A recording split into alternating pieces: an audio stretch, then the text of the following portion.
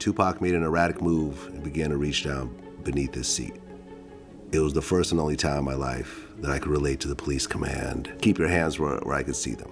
Instead, Pac pulled out a strap, and that's when the fireworks started. Keefe D just confessed on camera to orchestrating the murder of Tupac Shakur. One man's words have reignited the most infamous mystery in hip-hop history. The night of September 7th, 1996 lasted only seconds, a flash of gunfire on a Las Vegas street. But those seconds would echo for decades, reshaping hip-hop, haunting the justice system, and leaving a cultural scar that still refuses to heal. How exactly did Keefe D pull this off? Let's find out. The shooting and the man who confessed. 11:15 p.m., September 7th, 1996, East Flamingo Road and Koval Lane. This is the moment when everything changed forever. A white late-model Cadillac, driven by Terrence T. Brown, pulled alongside the BMW. What happened next lasted only seconds, but those seconds would reverberate through hip-hop culture, through the justice system, through American pop culture for the next 27 years. Shots from a .40 and W Glock 22 in the back seat hit Tupac 4 times, in the chest, arm, and thigh, and grazed Knight's head. The Cadillac fled into the Las Vegas night, disappearing as quickly as it had appeared. But we need to understand what happened inside that white Cadillac in the moments leading up to the shooting, because this is where our story takes a turn that would eventually lead to an arrest nearly 3 decades later. According to later testimony and confessions, there were 4 men in that Cadillac. Terrence Bubble Up Brown behind the wheel, Dwayne Keefe D. Davis in the front passenger seat, and in the back seat, Orlando Anderson and DeAndre Dre Smith. These 4 men, all affiliated with the Southside Compton Crips, had been searching for Tupac's vehicle after learning about the MGM Grand beatdown of Anderson. In his later interviews and his 2019 memoir, Compton Street Legend, Keefe D would describe how the night unfolded from inside that Cadillac. So let's talk about what happens next. You know, based on what the book says, Zip gave you guys a Glock, and you guys tossed it in the back seat. And Bubble Up was a driver, and Baby Lane and Freaky were in the back seat. We was just all in the car together. Just say that. This was the white Cadillac? Yeah. Okay. So you guys are driving around, and then you hear these girls say, "Tupac, Tupac." This is Keefe D, in his own words, describing how they came to find Tupac's vehicle that night. Not through careful planning, not through an elaborate setup, but almost by chance, by hearing fans shouting Tupac's name on the Las Vegas Strip. He was hanging out the window like he was in a parade. Tupac? Yeah, he was. So what happens next? And we just came, and I ain't gonna go into the details like that, you know what I'm saying? But, you know, you got it in a book, you done played it, everything else, you know what I'm saying? Here, Keefe D is describing Tupac's final moments of innocence, hanging out of the window, enjoying his fame, completely unaware that death was approaching in a white Cadillac. When pressed for more details, Keefe D revealed something crucial. Well, in the book, you said that as you're driving up towards the BMW, with Suge driving and Tupac in the passenger seat, and you said that Tupac pulled out a gun. It looked like he was reaching, yeah. Yeah, it did. Okay. Yeah. Did you actually see a gun? No, once he got to reaching, I got to ducking. This claim that Tupac appeared to be reaching for a weapon has been crucial to understanding the shooter's perspective that night. Whether Tupac actually had a gun or whether he was simply trying to process what was happening, we may never know with absolute certainty. What we do know is what happened next. So someone from your car That's what happened. started shooting at Tupac and Suge. Lane starts blasting. You say Suge looks over, he sees you. Yeah. He looks right at you. Yeah, he looked at me. Okay. When he looks over at you, and then Tupac's busy getting shot. Evidently, the story is Tupac's trying to either get out In of the the back seat or something. Yeah. What do you see happening inside of their Jumping car? in. I seen a bullet going Suge's head. I thought he was dead. This chilling account describes the moment when bullets began flying, when Suge Knight was wounded, when Tupac Shakur received the injuries that would kill him 6 days later. Keefe D continued his description with even more detail. So Orlando shot across Dre? He leaned over on the window, we rolled down the window, popped. Who was it? They would drove on my side, I would popped them. You know what I'm saying? But they was on the other side. Right. I'm not gonna go into details on that one. It's keep the streets on. Even while confessing his involvement, Keefe D was careful about certain details, maintaining what he called street code even as he spoke about murder. But perhaps the most damning description came from his book as read by his interviewer. The was on. Tupac made an erratic move and began to reach down beneath his seat. It was the first and only time in my life that I could relate to the police command, keep your hands where I could see them. Instead, Pac pulled out a strap, and that's when the fireworks started. One of my guys from the backseat grabbed the Glock and started busting back. That wasn't all. The first shot skinned Suge in the head, and I thought that was dead. I had heard some stories, supposedly that Suge used Tupac as a shield when the bullets started flying, but that's some bullshit. Suge was already wounded, and he was the one that got touched. As the rounds continued flying, I ducked down so I wouldn't get hit. This passage from Keefe D's own book provides a detailed first-person account of the shooting. The immediate aftermath was chaos. Knight, despite his injuries and a flat tire, managed to drive about a mile to Las Vegas Boulevard and Harmon Avenue. Police and paramedics arrived quickly. Both men were rushed to University Medical Center. Tupac was placed in a medically induced coma. For 6 days, the world held its breath, hoping that one of hip-hop's brightest stars would survive. But on September 13, 1996, Tupac Shakur died from respiratory failure and cardiac arrest. He was only 25 years old. The investigation that followed was plagued with problems from the very beginning. Las Vegas police faced immediate hurdles: lack of witness cooperation, ignored leads like the MGM fight, and no follow-up on a matching Cadillac sighting. Witnesses from the death row entourage, including Yaki Gaddafi, saw the shooting but provided minimal cooperation, citing fear or loyalty. In gang culture, there's a saying, snitches get stitches. Nobody wanted to talk to police. Nobody wanted to be labeled a snitch. And so the investigation stalled. By 1997, lead investigator Sergeant Kevin Manning deemed the case potentially unsolvable. The white Cadillac was never recovered. The gun was never found. Orlando Anderson was questioned, but never charged. In 1998, Anderson himself was killed in a gang-related shooting in Los Angeles, taking whatever knowledge he had to his grave. The case went cold, and for years it seemed like justice for Tupac Shakur would never come. But then something remarkable happened. Starting in 2008 and continuing through 2009, a man named Dwayne Keefe D. Davis began talking to police. Davis provided details about the shooting and secret recordings as part of a proffer agreement while he was arrested on unrelated drug charges. He cooperated with a joint DEA-LAPD task force, believing he had immunity from prosecution, and in those recordings, he admitted his involvement. He described being in the Cadillac. He described providing the gun. He described the entire operation. But it wasn't just these secret police recordings. Over the years that followed, Keefe D became increasingly public about his role. In 2018, he appeared in the Netflix docuseries Unsolved and BET's Death Row Chronicles. He gave interviews to various media outlets. And in 2019, he published his memoir, Compton Street Legend, in which he detailed his version of the events of September 7, 1996. Davis claimed he was in the front passenger seat of the Cadillac during the drive-by, but that someone else in the back seat, possibly his nephew Orlando or another associate, fired the shots. What motivated Keefe D to speak so openly about his involvement? There are several theories. Some believe he thought he was protected by his earlier immunity agreement. Some think he was motivated by money, the book deal, the documentary appearances, the interviews all potentially paid. Some believe he genuinely thought he was dying. At the time of his 2018 interviews, Davis claimed to have terminal cancer, though he was later reported to be in remission. Perhaps he wanted to tell his story before he died. Perhaps he wanted recognition, fame, a place in hip-hop history. Or perhaps, after years of carrying this secret, he simply wanted to talk. Whatever his motivation, his words would eventually lead to consequences he apparently didn't anticipate. On September 29, 2023, 27 years after Tupac's murder, Las Vegas police arrested Dwayne Keefe D. Davis at his Henderson, Nevada home after a grand jury indicted him on one count of first-degree murder with use of a deadly weapon. He became the first and only person ever charged in the case. At the press conference announcing the arrest, the scope of the investigation became clear. 27 years. 27 years. For 27 years, the family of Tupac Shakur has been waiting for justice. We are here today to announce the arrest of 60-year-old Dwayne Keefe Davis, aka Keefe D, for the murder of Tupac Shakur. Davis was arrested this morning by my LVMPD criminal apprehension team, and this investigation started on the night of September 7th, 1996.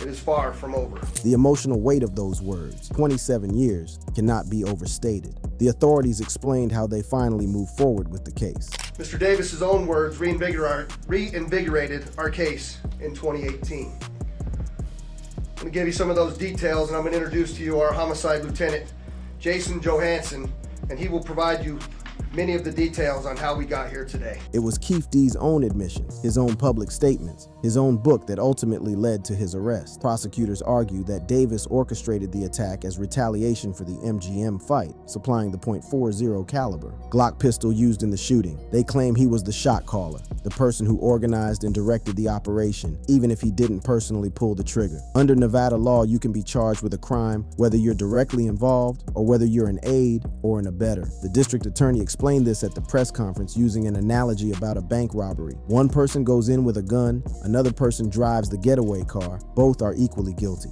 Keefe D has pleaded not guilty to all charges. In a March 2025 jailhouse interview with ABC News, he claimed he was in Los Angeles, not Vegas, on the night of the shooting, and that his prior statements were fabricated for money or under duress. He now maintains his innocence, calling his previous confessions either creative storytelling for entertainment purposes or coerced statements made while facing drug charges. But to understand why Keefe D's claims matter and why this case refuses to die nearly 3 decades later, we have to go back to where it all began.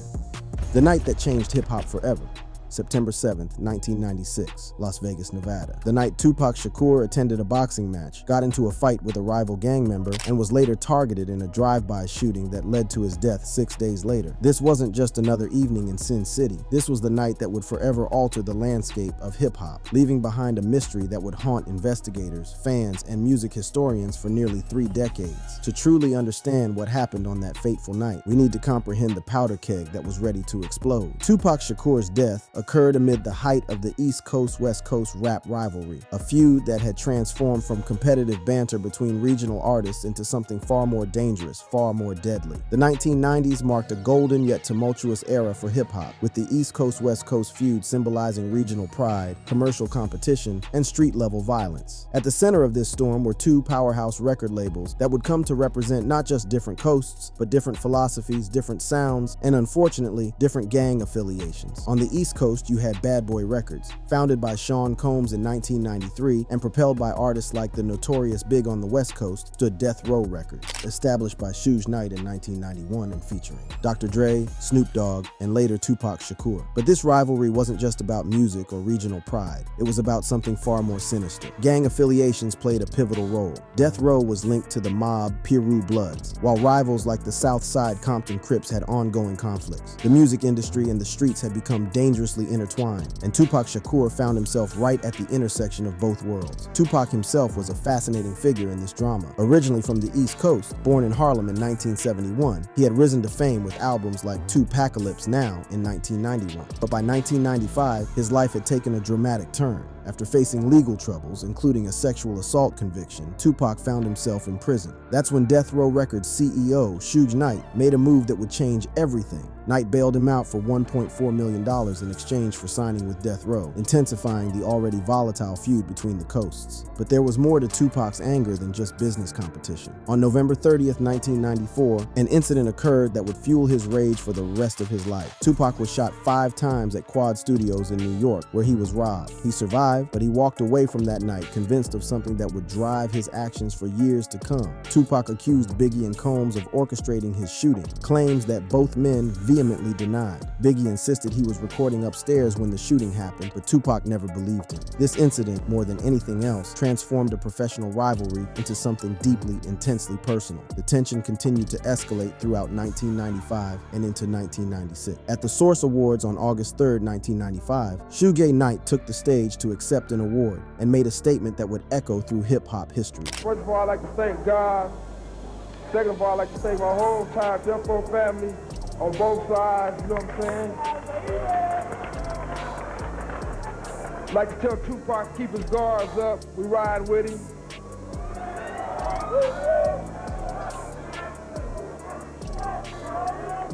And one other thing I'd like to say, any artist out there want to be an artist and want to stay a star, don't want to have to worry about the executive producer trying to be all in the videos, all on the record, dancing.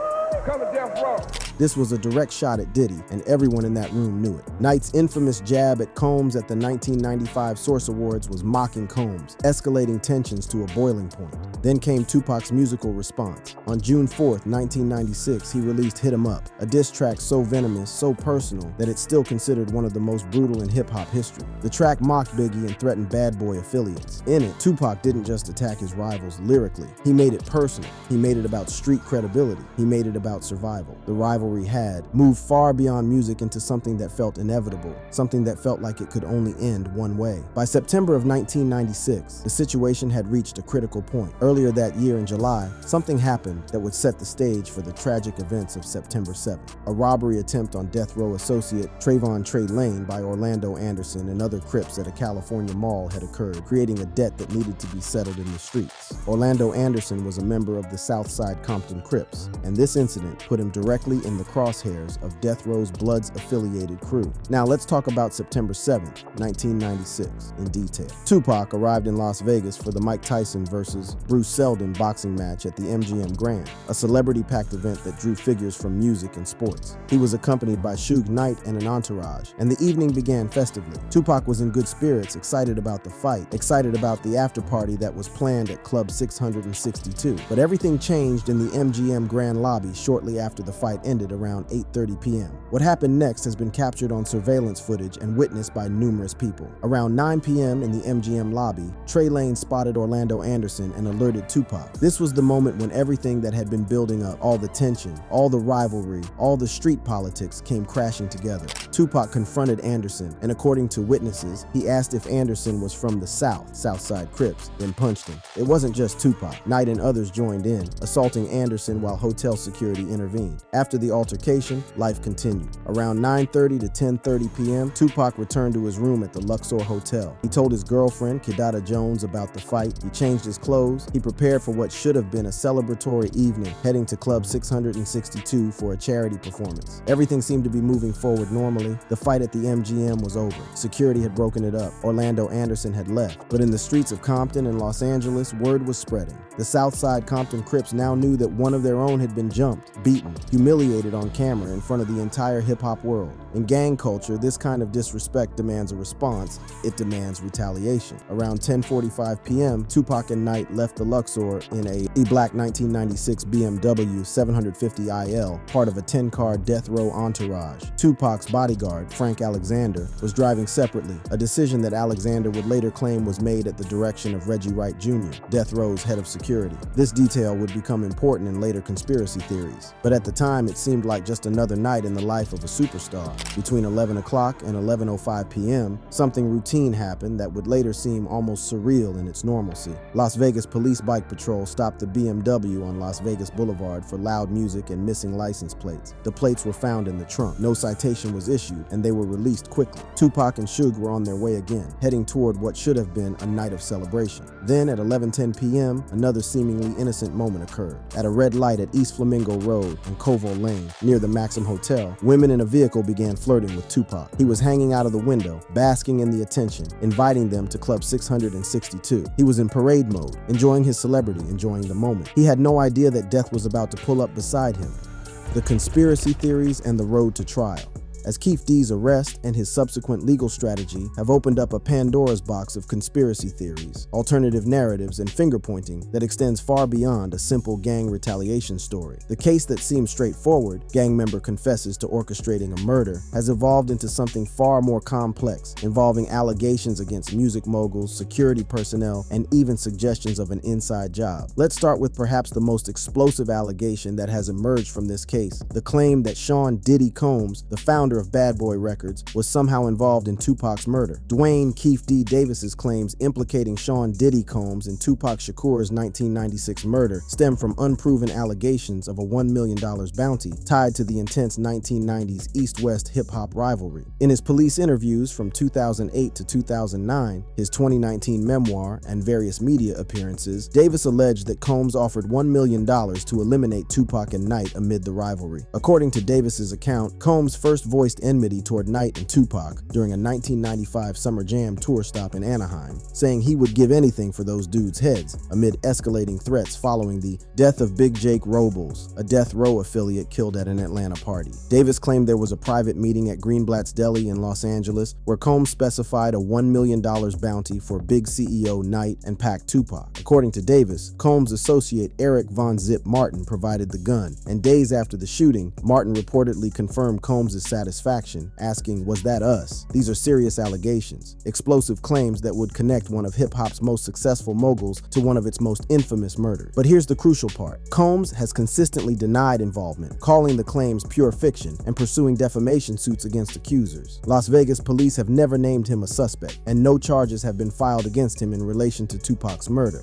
The timing of these allegations resurfacing is interesting. In October 2024, Tupac's family hired high-profile New York attorney Alex Spiro to probe potential Combs links. This move coincided with Davis's arrest and Combs' September 2024 indictment on unrelated charges, reigniting public interest. But it's crucial to understand that Combs' 2024 to 2025 legal troubles, while fueling speculation, are distinct from Tupac allegations. His issues involve sex trafficking, racketeering, and prostitution charges that are completely separate from any claims about Tupac's murder. But the Diddy connection isn't the only conspiracy theory that has emerged. Perhaps even more intriguing are the allegations against Reggie Wright Jr., the former head of security for Death Row Records. The official narrative centers on gang retaliation, but conspiracy theories have persisted for nearly 3 decades, often pointing to internal conflicts at Death Row Records. One prominent theory alleges the shooting was an inside job, orchestrated by Reggie Wright Jr., possibly to eliminate Tupac amid financial disputes and power struggles. Wright was in a unique position. He was a former Compton police officer and son of a Compton PD gang unit lieutenant who ran Right Way Protective Services, which handled security for Suge Knight and Tupac. Several witnesses and insiders have raised questions about Wright's actions on the night of the shooting. Frank Alexander, Tupac's bodyguard, claimed in a 2007 documentary that he was pulled from Tupac's detail the night of the shooting on Wright's orders. Instead, he was instructed to work security at Club 662. Alexander also alleged Wright told him not to carry a gun that night, despite known threats. Even more dramatically, in a March 2025 ABC News Jailhouse interview, Davis vehemently denied orchestrating the hit and instead accused Wright of being the lead suspect. Davis called Wright and his security team mercenaries and claimed they set up the shooting. Suge Knight himself, in a 2017 statement, alleged he had known for many years that Wright and Knight's ex-wife Sharitha Golden were behind the murder, with Tupac as collateral damage in a plot targeting Knight himself. So what do we make of all these theories? When asked directly, Reggie Wright Jr. responded, "Why did you kill Tupac?" Yeah, it's unfortunate that that's the new theme, man. It really is. I thought we had got away from that, especially once Keefe had got arrested, even though he had been making his promo tour, talking about it on your channel and in his book and BET Chronicles and other people platforms. Wright has consistently maintained his innocence, and in fact, he testified for the prosecution in Davis's 2023 grand jury indictment. The reality is that prosecutors in Davis's case have not pursued Wright-related leads, focusing on gang evidence. Critics of the Wright theory argue it's fueled by hindsight bias and ignores forensic details, like the Cadillac's white paint matching Crips vehicles. No physical evidence ties Wright directly to the crime, yet the allegations persist, kept alive by documentaries, social media discussions, and now by Davis himself as part of his defense strategy. Speaking of Davis's defense strategy, this is where things get particularly interesting legally. The trial was originally scheduled to begin in March 2025, but was postponed by Nevada District Judge Carly Kearney on February 18, 2025 to February 9, 2026. This decision followed a defense motion filed on February 14, 2025 by attorney Carl Arnold, which argued that additional time was essential for investigative work to ensure a fair trial. The defense claims they have discovered new evidence, including multiple witnesses who can testify that Davis was not in Las Vegas on September 7, 1996, but instead in Los Angeles. This aligns with Davis's own post-arrest claims of being in LA at the time. They also point to witness interviews suggesting the shooting may have been orchestrated by Reggie Wright Jr. and his team, possibly as an inside job. But here's the challenge Davis faces: his own words. For years, he publicly admitted his involvement. He wrote a book detailing the events. He gave interviews describing what happened. Now he's claiming all of that was fabricated. arrested? That's a tough sell to a jury. The defense has stressed the need to interview these witnesses and verify their statements before trial, as the case relies heavily on Davis's past admissions, which they've challenged as fabricated for financial gain or under duress. As we approach the February 2026 trial date, several things are clear. First, this case has captivated public attention in a way that few cold cases do, largely because of Tupac's enduring cultural significance. Second, the case raises fascinating questions about the statute of limitations for murder, there isn't one, about the use of past statements against defendants, and about how social media and celebrity culture intersect with criminal justice. Third, regardless of the outcome, this case has already accomplished something significant. After 27 years, someone is finally being held accountable for one of hip-hop's most devastating losses. At the press conference announcing Davis's arrest, the district attorney quoted Tupac himself, and these words feel particularly poignant in the context of this long journey toward justice. Tupac was actually quoted as saying, "Death is not the greatest loss in life. The greatest loss is what dies inside while still alive. Never surrender." Well, we didn't surrender thanks to the great work of the Las Vegas Metropolitan Police Department. Davis remains in custody without bail, facing life in prison if convicted. He was sentenced in September 2025 to 40 months for an unrelated jail battery, with credit for time served. The trial promises to be one of the most closely watched in recent memory, not just for true crime enthusiasts or hip-hop fans, but for anyone interested in justice and truth. That wraps up this video. For more interesting videos like this, check out the cards on your screen.